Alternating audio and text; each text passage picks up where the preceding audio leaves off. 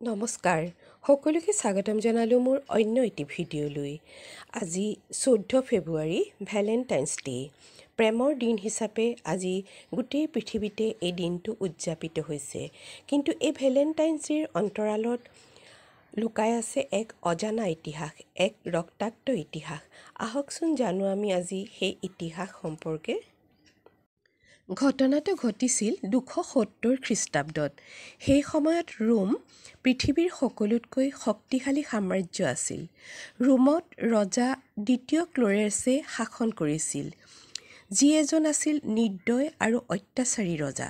সেই সময়ত তেওঁ দ্ৰুতগতিৰে নিজৰ সাম্ৰাজ্য বিস্তাৰ কৰিছিল।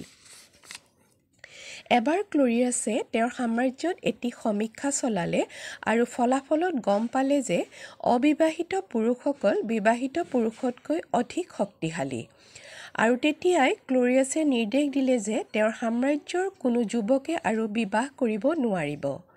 এই নিষ্ঠুৰ ঘটনাত সমগ্ৰ ৰাজ্যবাসী নিৰাশ হৈ পৰিল।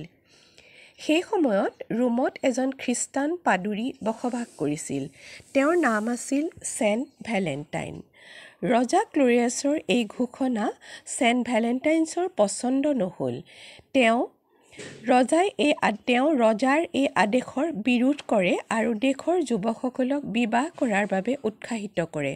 তেওঁৰ এই বিৰোধিতাৰ কথা ৰজা ক্ল'ৰিয়াছৰ কাণত পৰাৰ লগে লগে ছেইণ্ট ভেলেণ্টাইনক তেওঁ বন্দী কৰি কাৰাৰুদ্ধ কৰাৰ আদেশ দিয়ে।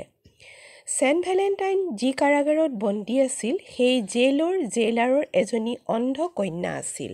জেইলাৰজনে তেওঁৰ অন্ধ কন্যাৰ বিষয়ে ছেইণ্ট ভেলেণ্টাইনক সকলোখিনি কথা ক'লে আৰু তেওঁৰ নিজ কন্যাৰ দৃষ্টিশক্তি ঘূৰাই অনাৰ বাবে ভগৱানৰ ওচৰত প্ৰাৰ্থনা কৰিবলৈ ক'লে। ছেইণ্ট ভেলেণ্টাইনৰ প্ৰাৰ্থনাতে ছোৱালীজনীয়ে পুনৰ দৃষ্টিশক্তি ঘূৰাই পালে। দৃষ্টিশক্তি ঘূৰাই পোৱাৰ পিছত ছোৱালীজনীয়ে ছেইণ্ট ভেলেণ্টাইনক কাৰাগাৰত দেখা কৰিবলৈ আহে আৰু প্ৰথম দেখাতেই তেওঁলোকৰ ভাল লাগি যায় আৰু পৰৱৰ্তী পৰ্যায়ত ছেইণ্ট ভেলেণ্টাইনে তেওঁক বিবাহৰ প্ৰস্তাৱ দিয়ে আৰু এই কথা ৰজা ক্ল'ৰিয়াছৰ কাণত পৰে। ৰজাৰ কাণত পৰা মাত্ৰেই তেওঁ ছেইণ্ট ভেলেণ্টাইনক বিবাহৰ বিৰোধিতা কৰিবলৈ ক'লে, কিন্তু ছেইণ্ট ভেলেণ্টাইনে ৰজাৰ এই কথা অমান্য কৰে। তেতিয়া ৰজা ক্ল'ৰিয়াছে ছেইণ্ট ভেলেণ্টাইনক ফাঁচীৰ আদেশ দিয়ে। ফাঁচীৰ আদেশ শুনা মাত্ৰকে ছেইণ্ট ভেলেণ্টাইনে তেওঁৰ প্ৰেমিকালৈ এখন চিঠি লিখে, প্ৰেমপত্ৰ লিখে আৰু ইয়াত তলত তেওঁ লিখিছিল ফ্ৰম ইয়ৰ ভেলেণ্টাইন। ভেলেণ্টাইনক ফাঁচি দিয়া হৈছিল 270 খ্ৰীষ্টাব্দৰ 14 ফেব্ৰুৱাৰীৰ দিনা। তেতিয়াৰে পৰা এই দিনটো ছেইণ্ট ভেলেণ্টাইনৰ নামত উৎসৰ্গা কৰি ভালপোৱাৰ দিন হিচাপে পালন কৰি আহিছে। এই কথাখিনিৰ সত্যতা কিমান আছে আমি নাজানো, কিন্তু ভালপোৱা প্ৰকাশ কৰিবলৈ বিশেষ কোনো দিনৰ প্ৰয়োজন নহয়। প্ৰতিটো দিনেই ভালপোৱাৰ দিন। তথাপিও 14 ফেব্ৰুৱাৰীৰ দিনটো আমাৰ ওচৰত প্ৰেমৰ এক বিশেষ দিন হৈ ৰৈছে। ভেলেণ্টাইন্স ডেৰ মূল উদ্দেশ্যই হৈছে প্ৰিয়জনৰ কাৰণে এটা দিন উৎসৰ্গা কৰা।